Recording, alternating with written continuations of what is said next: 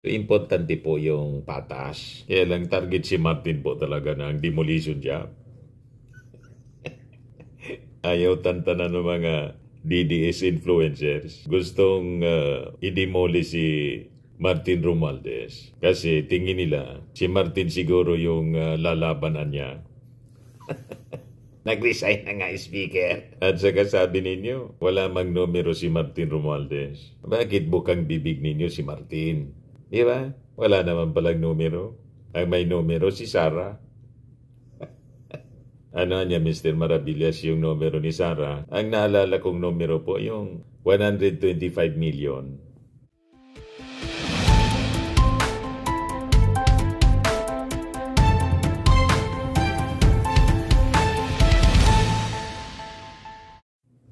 Hello po mga kababayan, si Dante Maravillas. O nagsalita na mga kababayan kahit na yung mga negosyante, Makati Business Club sa issue ng flood control scam. Ayan po, sabi rito sa report ng Billionaire News, like all else, Romualdez deserves due process in flood control mess. Lahat daw, mga kababayan, dapat bigyan ng pagkakataon na maipaliwanag yung kanilang sarili. Sa bagay, yun ang ginagawa po ng ICI. Walang sinasanto. Kaya lang, pag ang nasabit po, yung mga kaalyado ng Duterte, iba yung sinasabi. Ang inisip nila, tinutumbok sila. Bakit pag kayo tinutumbok? Pag kaalyado ng administrasyon, di ba tinutumbok? Lahat naman po tinutumbok. Kasi nga po, ang sabi ng ating Pangulong Bongbong, walang sisinuhin, walang sasantuhin. Kalyado, kaibigan, kamag-anak. Kasi ang dapat tumbukin dito mga kababayan, yung katotohanan, sino ba talagang sangkot?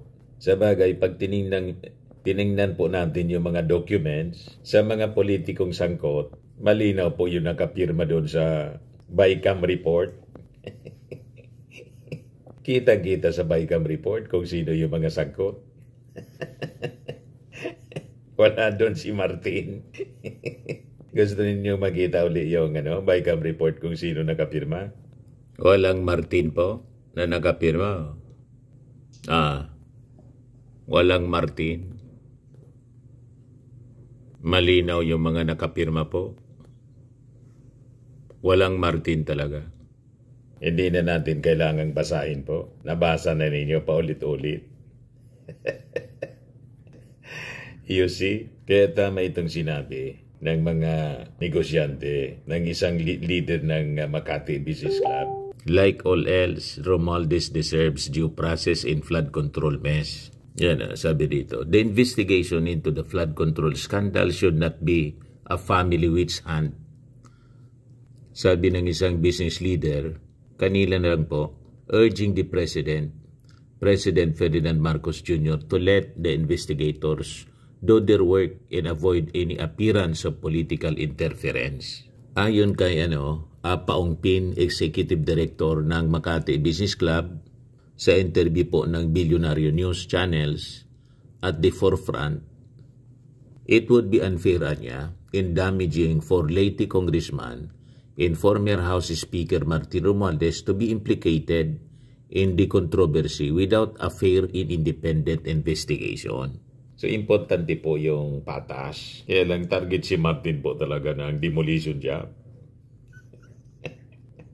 Ayaw tantanan ng mga DDS influencers. Gustong i-demoli si Martin Romualdez. Kasi tingin nila, si Martin siguro yung lalabanan niya.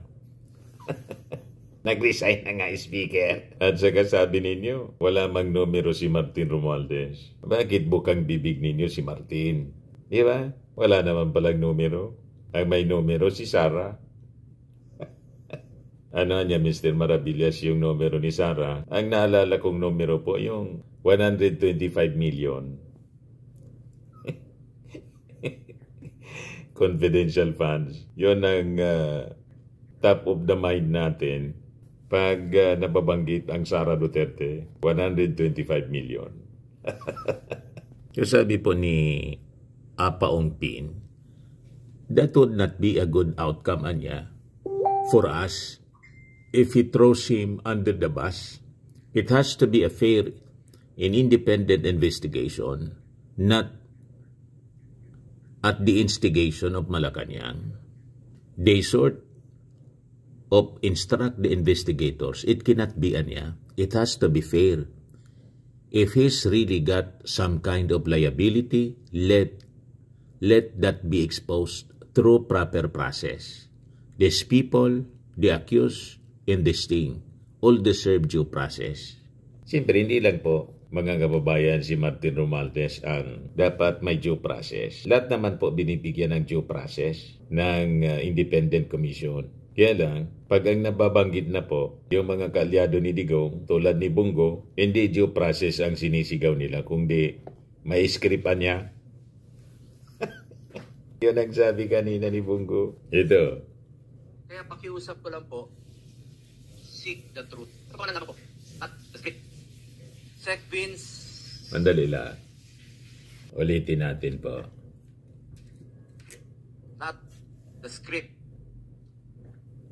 Ano ba yan? Kaka, ikaw muna bahala sa mga bacon. Kung ano-anong pumasok po. Madali lang. Ito. Kaya pakiusap ko lang po, seek the truth. Seek the truth lamang daw. po. Not the script. Sec Vince, hindi po kita inuutusan at tinuturuan. Isa itong pakiusap at paalala lang po. Ang issue ngayon ay tungkol sa ghost, substandard, o anomalous flood control projects. Kung wala kang sinisino-sino o pinipili, kasuhan niyo po at ipakulong kaagad yung mga totoong mastermind. Yan man talaga po ang direksyon. Mag-focus po kayo sa mga magnanakaw at korap. Ikulong na yan, mga kurakot. Alam kong kilala mo sila. Kilala. Siguro mapangalanan. Malamang kaharap pa. Pero pakiusap ko po. Tumbukin niyo po. Huwag nang paligoy-ligoy pa. Tumbukin niyo yung sinong may sala talaga rito. Tumbukin mo yung mastermind at huwag sanang ilihis yung issue.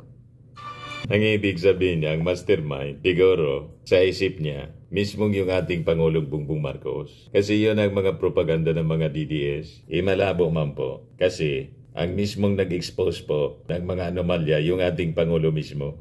Iba po, kaya mga DDS influencers at saka si Chis Escudero ang tinuturo si Martin Romualdez. Kasi pag nasabit si Martin Romualdez, niwala yung mga tao, nasabit si Martin Romualdez, sabit yung Pangulo. Iba man po yung nadiscover sa mismong pagtatanong ni Bato de la Rosa kay Sara Diskaya. Ulitin natin kasi paulit-ulit sila. Ulitin natin kung kailan talaga pumaldo, tumiba sa kontrata yung pamilya Diskaya. At yung Diskaya, mga kababayan, may partnership pala sa City LG Builders, yung kumpanya, mga kababayan, na pag-ari ng tatay ni Bongo. Yun ang lumabas po sa investigasyon mismo. Ito, pakinggan natin uli si Bato de la Rosa. Flood control projects, kailan kayo nag-engage sa flood control projects sa DPWH?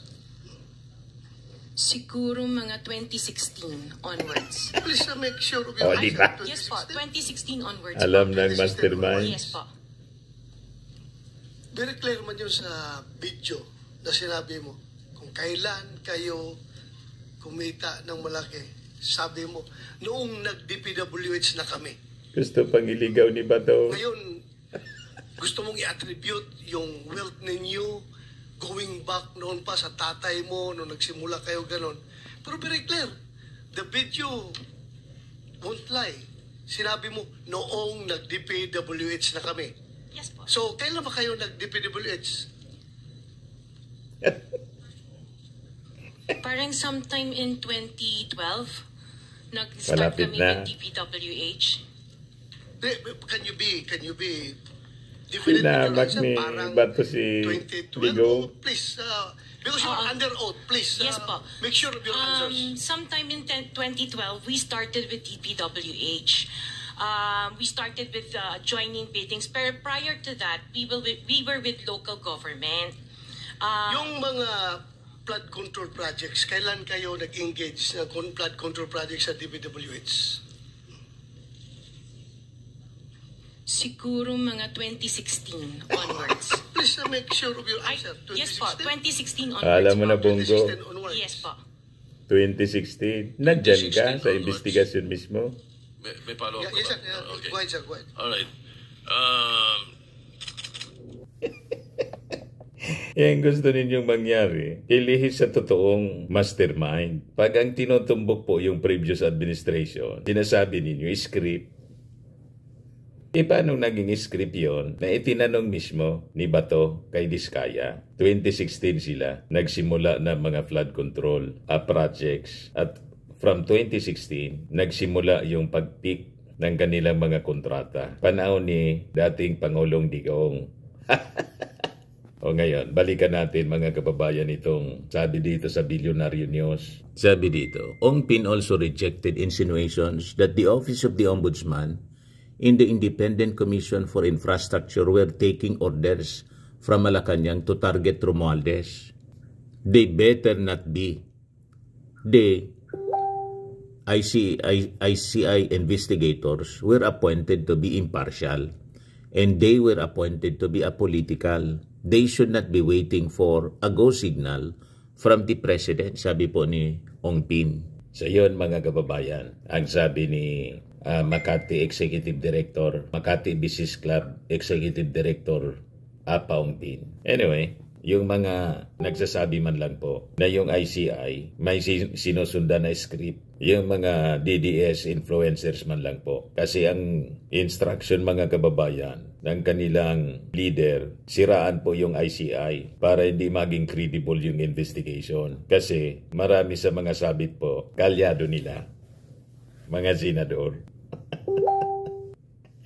At napifeel nila mga kababayan na malamang masabit yung pamilya Duterte. Hindi man po pwedeng hindi masabit sa flood control scandal kasi 13,000 na mga flood control projects pinagawa ng previous administration. At sa Kasipulong, nabigyan ng 51 billion na pork barrel fund sa kanyang distrito ng kanyang tatay, sa panahon ng kanyang tatay. Di ba? Kaya makikita ninyo, defensive masyado ang mga Duterte at mga kaalyado niya. Yun ang malinaw po.